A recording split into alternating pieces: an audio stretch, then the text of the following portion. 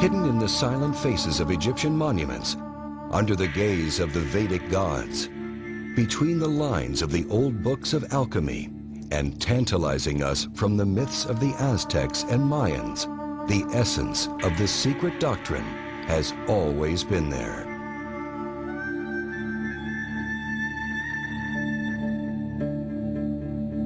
Throughout the history of humanity, only the elect few were initiated into the mysteries of this great universal truth.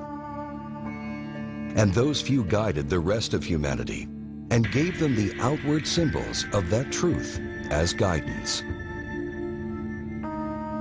For the great Arcanum, the secret of secrets, was fiercely protected and offered only to those who had proven their moral purity and trustworthiness. But as humanity degenerated into barbarism and cruelty, the divine knowledge went underground to survive in isolated pockets around the world. For many centuries, the great Arcanum has been beckoning to humanity from behind the stories and myths that veil it.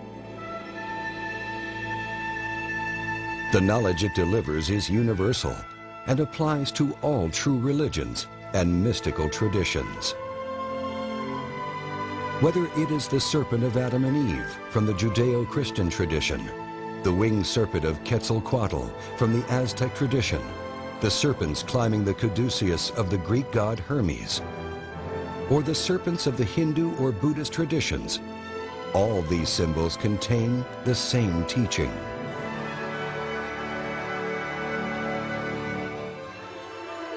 At long last, after centuries of darkness and ignorance, the time has come for this hidden doctrine to be revealed.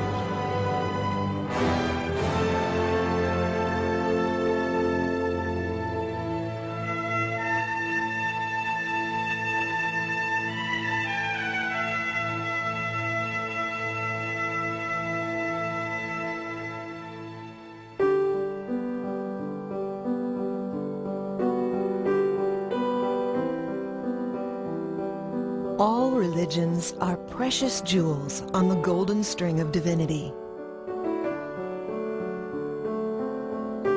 The word religion derives from the Latin root re-ligare, which means union. The word yoga is derived from the Sanskrit root yug, which also means union. At their base, the different traditions of East and West describe the same goal: union with divinity. Religious traditions provide the map that one must follow in order to reach unification with the divine. Every religion seeks to express the same core knowledge. But one needs the right tools in order to read the map. With the right tools and their proper use, an aspirant of any religion or tradition may enter into direct experiential knowledge of the divine. It can be seen then that there is truly one science, one path, but appearing with different names and faces. For narrow is the gate, and straitened the way that leads to life, and they are few who find it. In Greek, the narrow path is called gnosis, which means knowledge. In Hebrew, the same narrow path is called da'at, which also means knowledge.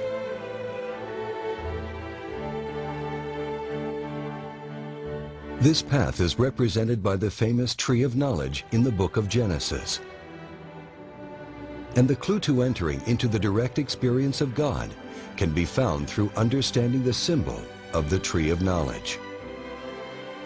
Genesis, the Judeo-Christian teaching of creation, was written as a means to pass down the knowledge of the great arcanum to those with the eyes to see and the ears to hear.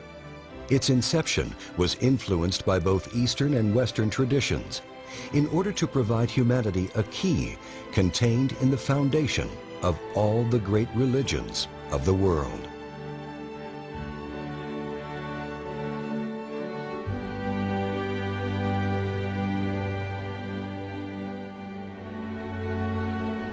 The Old Testament, or Tanakh, outwardly appears to be basic spiritual instruction in the form of stories and histories. Yet in truth, it is a vehicle of the secret knowledge. To better understand the origins of the Judeo-Christian tradition of Genesis, it is necessary to take a brief look at the life of the author, Moses.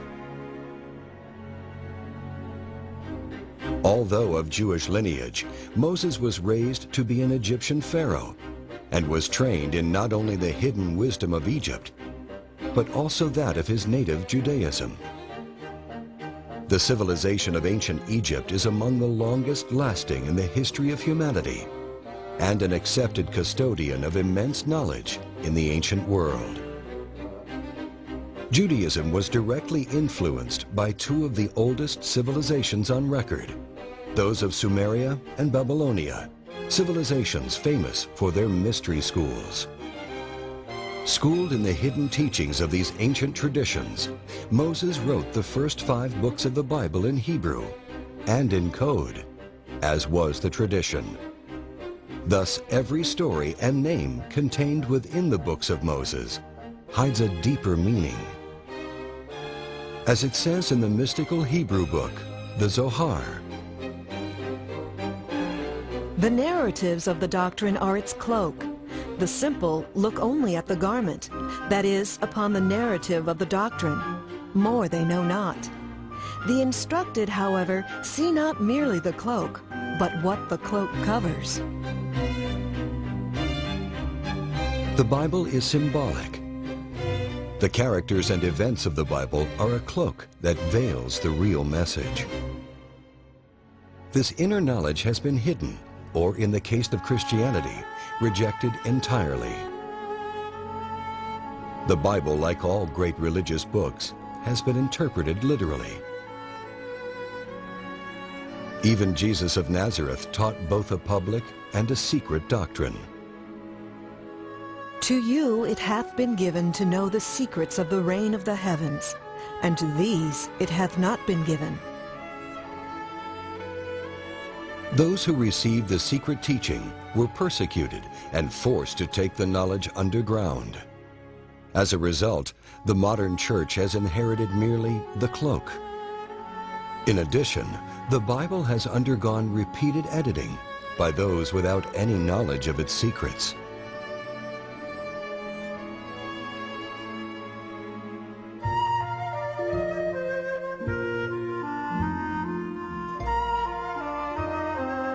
Although the modern Bible is greatly disfigured, it is nevertheless infused with the ancient secret doctrine. However, the many levels of meaning hidden in the Hebrew letters are not visible in the modern language versions of the Bible. For example, the very first words of the Bible in Hebrew are Bereshit bara Elohim.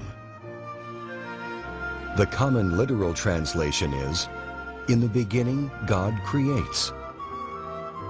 But the Hebraic translation, found in the Zohar, reads, "In wisdom, Elohim creates." Elohim is a Hebrew word. The root El is Hebrew for God and is masculine. The feminine form of El is Eloah, which means goddess. Elohim is plural, thus meaning gods and goddesses, male, female. In contrast to the familiar image of a bearded old man, God is established in the first 3 words of the Bible as androgynous, containing both male and female.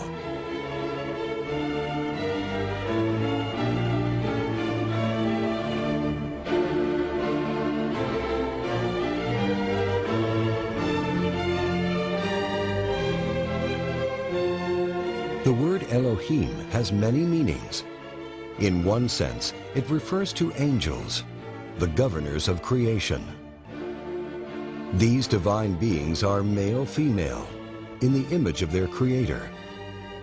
This is clearly illustrated in most ancient images of angels, showing them to have the attributes of both man and woman.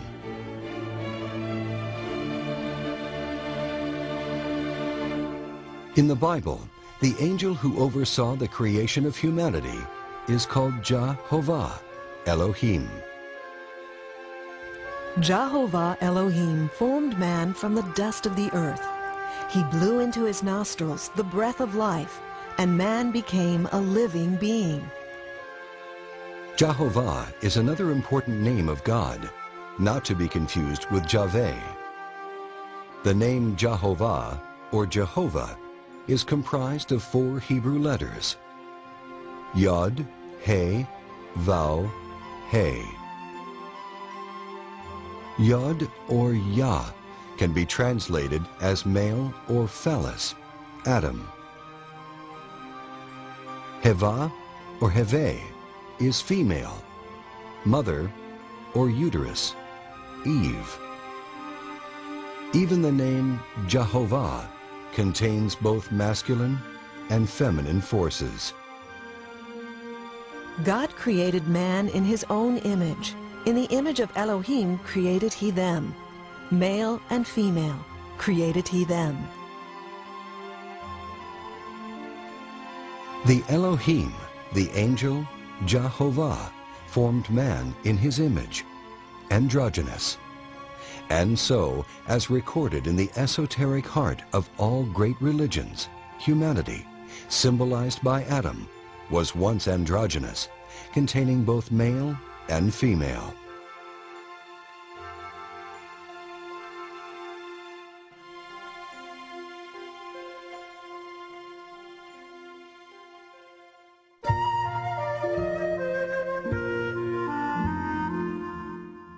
Jehovah Elohim planted a garden in Eden in the east, and placed there the man whom he had formed. Eden is a paradise of perfection. Eden is symbolic of the innocence and happiness that was once the natural state of humanity. The humanity of Eden was pure, knowing only goodness and virtue. As reflections of God, humanity embodied the 7 virtues of the soul. Although the Eden of Adam and Eve never existed in the 3-dimensional physical world, according to esoteric wisdom, there was a physical place called Eden that was located in Mesopotamia, between the Tigris and Euphrates rivers. A mystery school by the same name was founded in this place by the Chaldeans. But this was not the Garden of Eden of Adam and Eve. According to esoteric wisdom, there exist 7 fundamental dimensions. Do you not know how Allah has created the 7 heavens, one above the other? The ascent and descent through these realms by the beings that inhabit them is represented in the Bible by Jacob's ladder. The Bible states that when Jehovah Elohim created Adam, he placed Adam in the Garden of Eden. Esoteric wisdom states that this is the fourth dimension, the world of vital energy. In Hebrew, it is called Yesod, which means the foundation. Thus, the androgynous ancestor of humanity existed in a more subtle level of nature. That is why modern anthropologists know nothing about our true origins. Though happy in its innocence, humanity, as symbolized by Adam, needed to grow spiritually. Thus Eve was separated from the body of Adam. Jehovah Elohim took one of the hermaphrodite man's ribs, then closed up the flesh. Then Jehovah Elohim made a woman from the rib he had taken out of the hermaphrodite man. She shall be called woman, for she was taken out of the man. This process of separation, presented symbolically in the Bible, was gradual. The human hermaphrodite was separated into two sexes, male and female, so that they may see themselves better, to know themselves. Since that time, man and woman have sought to reclaim their missing unity, which is the root of the craving for sexual connection. For this reason, a man will leave his father and mother and be united to his wife, and they shall be one flesh.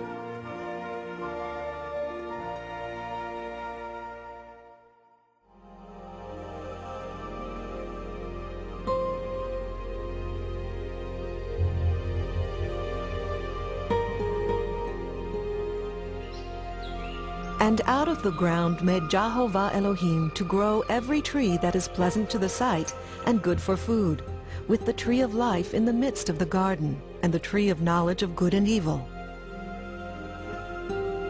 There are two trees that are given specific importance within the garden. These two trees are symbolic, not literal.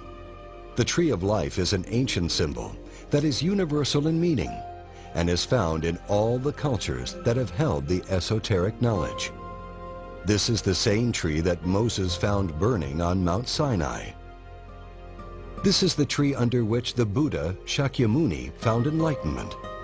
This is the world tree of the Mayans, the tree of life of the Aztecs, the great Nordic tree, Yggdrasil, that supports existence in its powerful boughs. In the mystical tradition of Judaism, the science of the tree of life is called Kabbalah. But this wisdom is universal and can be found in every great religious tradition, although it appears under many names. The science of the tree of life is a map of the universe and of the human soul. Just as the tree of life maps the macrocosmos, the expansive universe, so too does it map the microcosmos, man, the reflection of the universe. Thus the wise recommendation etched in stone above the entrance to the famous oracle of Delphi. Man, know thyself, and thou shalt know the universe and its gods. The tree of life symbolizes the structure of the soul and the structure of creation. Its roots are in the highest realms, and its branches and leaves are all the worlds and the many beings that exist. This tree gives forth fruit, life, sustenance, and wisdom. In the Bible, Moses wrote that Adam and Eve were free to eat of the tree of life. This means that Adam and Eve were free to feed themselves with the science of the tree of life, the science of God, Kabbalah. And as the tree of life also symbolizes the soul, Adam and Eve, humanity, were allowed to enjoy the benefits of abiding in a state of perfection, with an awakened consciousness. A fully illuminated consciousness is represented in the tradition of the Christmas tree. a symbol of the tree of life as passed down through Germanic esoteric traditions. Possessing an illuminated tree of life within means that one's inner senses are fully opened and active, providing a direct relationship with God. Of this tree, Adam and Eve could freely eat. But there existed another tree in Eden, the tree of knowledge. And Jehovah Elohim commanded the man, saying, "Of every tree of the garden you are free to eat, but as for the tree of knowledge of good and evil, you must not eat of it. For in the day that you eat of it, you shall surely die." It is clear that the tree of knowledge was forbidden to Adam and Eve, yet they were tempted by the one thing in all of paradise that was denied to them. Knowledge in Greek is gnosis, and in Hebrew, da'at. Da'at is the hidden sphere found in the Kabbalah, which traditionally is never spoken of or revealed. Da'at, gnosis, is the science of the great arcanum, that secret knowledge which has been hidden from humanity for ages. However, close examination of the use of the word knowledge in the Bible gives strong indications of the nature of da'at or gnosis. Adam knew his wife again, and she bore a son. The maiden was very beautiful, a virgin who no man had known. It is clear to the observant reader that knowledge in the Bible relates to sexuality. Hence, the tree of knowledge, da'at, gnosis, is a direct reference to sexuality.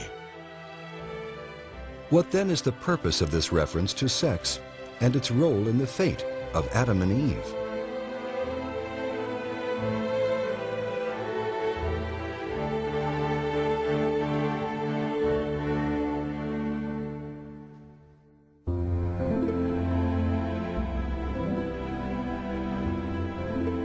When humanity was physically separated into two sexes, man and woman still carried within them the reflection of their Creator.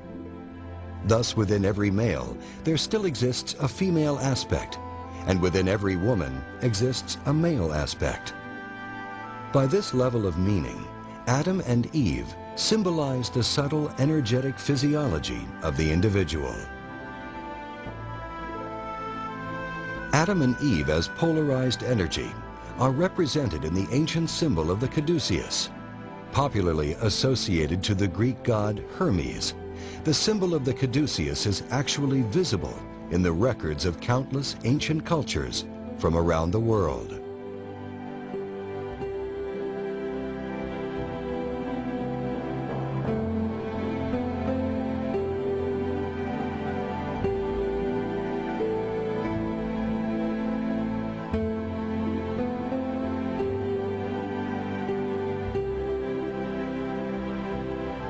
The two serpents have always symbolized the masculine and feminine energetic channels that wind up the spinal column. As they are energetic, not physical, a scalpel will never find them. Their root is yesod, the foundation, the sexual organs, and they are fed by the sexual energy. These two channels of energy are called Ida and Pingala in Sanskrit.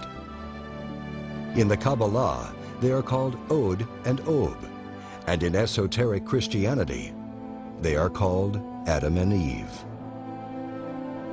In the Bible, they are also called the two olive trees and the two candlesticks standing before the God of the earth. The two serpents wind up the spinal column of the physical body. The spine is most often symbolized by a staff or a rod. The spine is the staff of the master and the central column of the human temple. The column stands upon the foundation stone, yesod, the sexual energy. The spine has 33 vertebrae, symbolized by the 33 years of the life of Jesus of Nazareth and by the 33 degrees of the Masons. On either side of this rod, the spinal column, are two serpents. Pingala is the masculine aspect, Adam. Ida is the feminine aspect, Eve. It is the energy of Eve in our psyche that pushes for procreation. When Eve is tempted to eat the fruit of the tree of knowledge, this is a symbol of humanity desiring the fruit of sexuality, children. Until this time, humanity was not allowed to have children on their own. They were not allowed to eat that fruit. And the serpent said to the woman, "You are not going to die, but the Elohim know that as soon as you eat of it, your eyes will be opened, and you will be like divine beings who know good and bad." Tempted by the serpent, human beings chose to procreate of their own will. In their innocence, however, they did not realize that the laws they were given were for their own good. Learning to procreate without the guidance of the Elohim led to the discovery of the orgasm.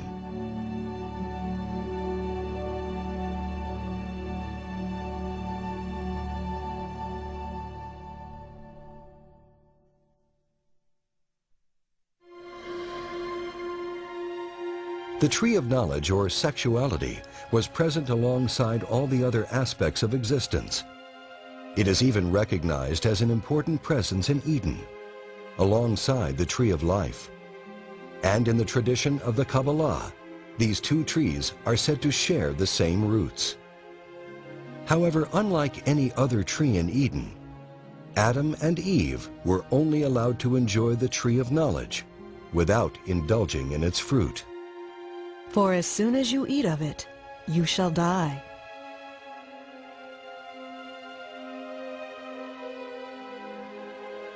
While in Eden, Adam and Eve only knew divinity and innocence, and thus inherently respected the laws of creation.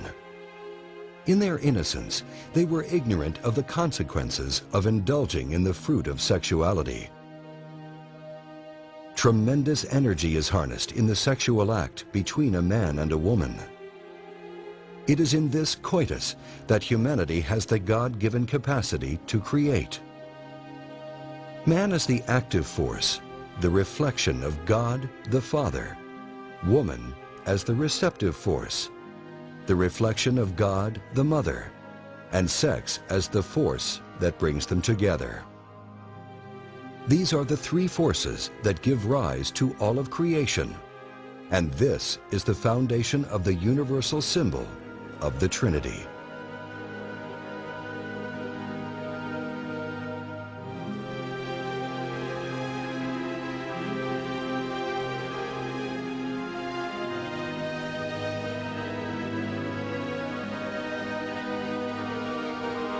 The Trinity is a unity of three that express as one.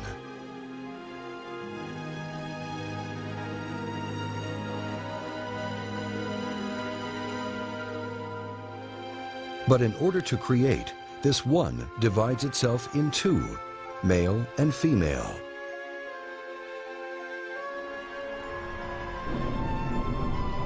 This is the mystery of the Holy Spirit, the fecundating fire of God, symbolized in India as Shiva Shakti, the creative and destructive power of God.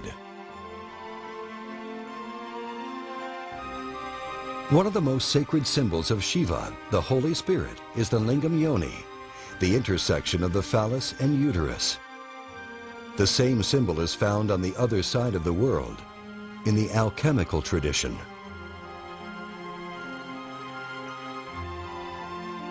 The force that powers all creation, on all levels of existence, is sexual energy. Sexual energy is symbolized by fire, by water,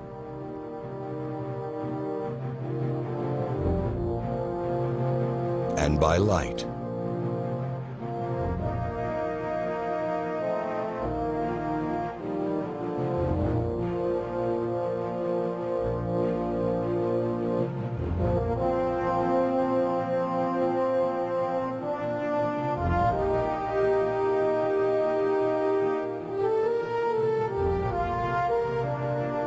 In the tradition of alchemy, the sexual energy is symbolized by Mercury. When we strike upon the foundation stone, the rock, we find the waters of life.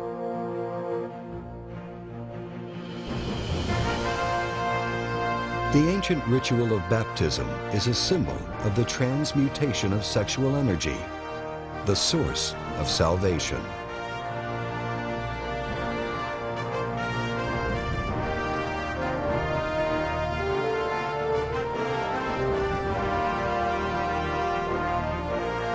All of life is born of the sexual waters.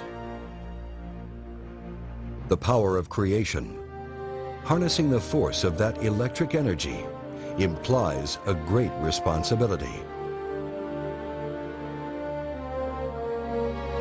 At the time of Adam and Eve, sex was only practiced in the temples under the guidance of the Elohim. Gabriel and his legions of angels were guiding humanity in this holy ritual, as indicated by his recurrence in the Bible announcing the arrival of children. Gabriel is the regent of the moon and directly influences all forms of conception. At certain times of the year, the husband and wife would travel long distances in order to be instructed in the sexual mysteries. This is the long-forgotten root of the modern practice of the honeymoon.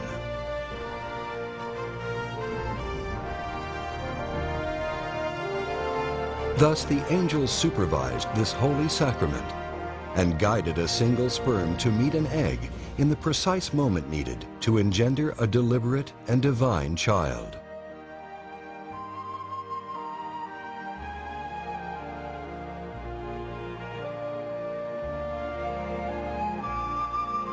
The wasteful expulsion of energy and semen through the orgasm was not and is not required to create a child.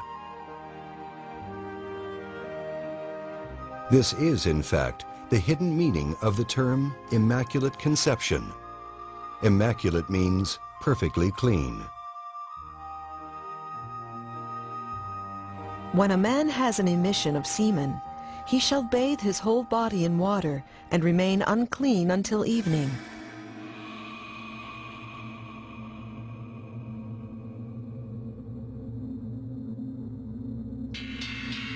To indulge in the fruit of sexuality means to spill the sexual energy, to orgasm, to taste the divine energy that illuminates the soul in order to feel physical sensation. Thus, the energy used to maintain the physical and spiritual vitality of the individual is expelled through the orgasm. Adam and Eve, as a symbol of men and women of the ancient past, ate of the forbidden fruit of the tree of knowledge, or the secret knowledge of sexuality. They abused the sexual energy in their own bodies by having the orgasm, and therefore they broke the most fundamental rule they had been given. It is very important that the tremendous energy that gives mankind the ability to create be used efficiently, because it is connected to the same energetic force that sustains the individual's own vitality. It is well known that the sexual energy is intimately related to the health of our psyche and our physical bodies. Not only is it necessary for sustaining physical vitality, and thus the 5 physical senses, but also the vitality of the 7 superior senses that unites mankind to the divine. Without the sexual energy, the soul atrophies, breaking our connection with God. When we expel the sexual energy, we expel the energy that fuels our inner senses. This is why those who fornicate, who expel the sexual energy through the orgasm, cannot perceive God directly. The orgasm is symbolized in the poisoned apple given to Snow White. While sweet to the taste of the physical senses, it is poison to the soul. Eating it results in unconsciousness and an eternity of sleep.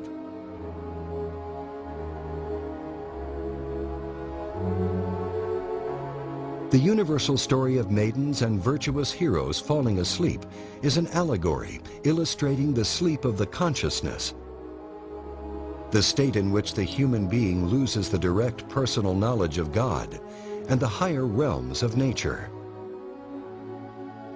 This is why the fruit of the tree of knowledge was forbidden to eat.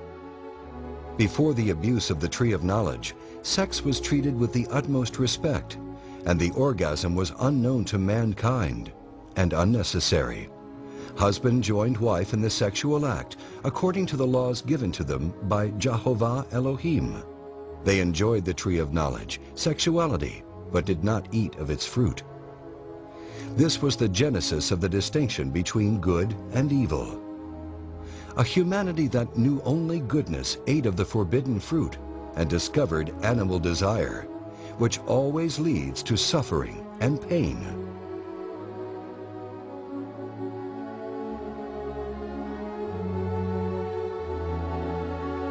This is the Pandora's box or vase of Greek mythology, which when opened, releases the agents of evil into the world. Fear, pride, shame. And the eyes of them both were opened, and they knew that they were naked. And they sewed fig leaves together and made themselves aprons. And Adam said, I heard thy voice in the garden, and I was afraid, because I was naked, and I hid myself. Through the discovery of the orgasm, Adam learned to be afraid, to be ashamed.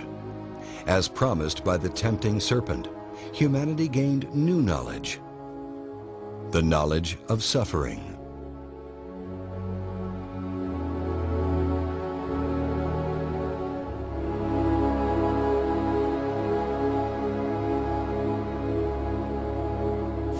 In tasting the forbidden fruit, Adam learned desire. From this moment, right and wrong is filtered subjectively through the need to feel pleasure and avoid suffering. And Jehovah Elohim said, Behold, the man has become as one of us, to know good and evil. Humanity had already known good, innocence, purity, and simplicity. Now humanity also knew evil, shame, fear, pain, emptiness. Now humanity knew what the Elohim knew, that desire leads to suffering.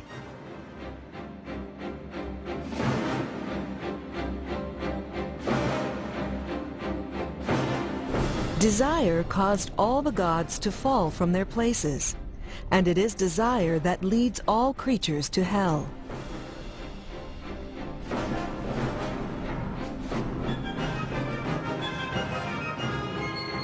Desire is craving, and craving is suffering. Desire always leads to suffering. This is the message that is inherent in every great religion. The slave of desire is a slave of sin, and only suffering and death await him. Through the abandonment of desire, the deathless state is realized. Thus, stripped of their connection to the divine, Adam and Eve, as symbols of humanity, were cast out of Eden to wander in a wilderness of suffering and ignorance. And to the woman he said, I will make most severe your pains in childbirth. In pain shall you bear children. Rejecting the laws of Jehovah and the guidance of the Elohim, humanity attempted to have children on its own. And in the end, conception and childbirth happened out of balance with nature. And the result was pain and hardship. By using the sexual force to stimulate desire, the fire of Eve became inverted, flowing in the opposite direction. The serpent fell, forming the famous tail of Satan, stimulating the 7 inverted virtues, the 7 capital sins.